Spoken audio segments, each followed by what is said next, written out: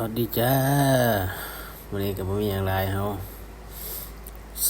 สวสายเขาช่วยเขาคือกันเนาะคือเฮ็ดให้เขามันแตกเฮ็ดให้เขามันเข้าที่เข้าทางเฮ็ดให้เขามันบ่มันมันบ่แหล้วมันบ่แหล้วหั่นน่ะจักเข้าห้องจั่งใดบ่เฮาก็เว้าบ่ค่อยเป็นเท่าใดช่วยให้มันเข้าที่เข้าทางหั่นล่ะข้าวเฮาก็มี2ติ๊บติ๊บน้อยติ๊บใหญ่ไว้กินเช้ากินแลงเอาก็มาใส่กันใส่กระติบข้าวกันเลยกระติบข้าวติ๊บน้อยติ๊บใหญ่วิธีการช่วยข้าว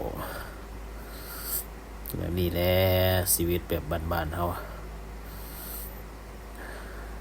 เฮ็ดกับข้าวกินเองนึ่งข้าวกินเอง